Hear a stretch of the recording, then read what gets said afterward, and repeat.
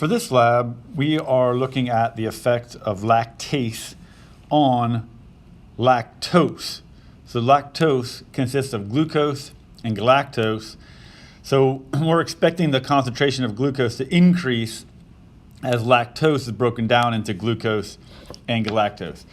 So the first thing I'm going to do is just make sure all the parameters are normal, and I just want to see what kind of glucose production I might expect. So my curve looks something like that.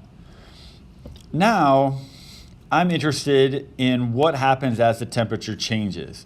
So currently the temperature is set to 25. Normal body temperature in Celsius is 37.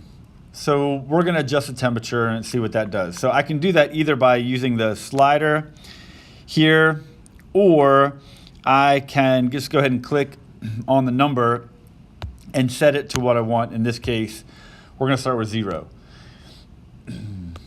When I do that, I can run it and notice that the temperature has a definite effect on that enzyme. But at what temperature will the enzyme work best? Because if it's too hot or too cold, that can denature the enzyme, it changes the nature of it, and it's not able to bind like it normally would. So I'm going to record those data in the table for temperature. The next thing I'm going to do is reset everything, and now I'm just going to manipulate the pH. So in a very similar way, I'm going to change the pH by either using the slider, or I can just type in the pH I want.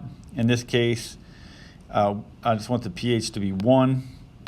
So we'll type that in, and then run it with that pH and see what does that do. And then I'm going to change that pH to all the other numbers on my data table and complete my data table to figure out the optimum pH. Finally, I want to change the lactose level. So I'm going to reset it all back to normal.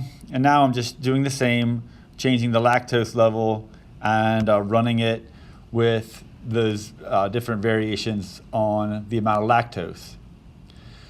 What I'm looking for ultimately is what combination of these three things will give me the highest glucose production.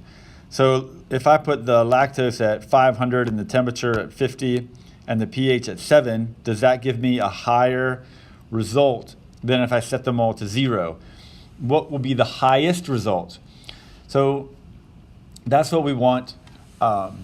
We want the combination that results in the most glucose based on our experiment. So then we actually want to test it to make sure that is correct. Hopefully that helps you get an idea of what to do for this lactase lab.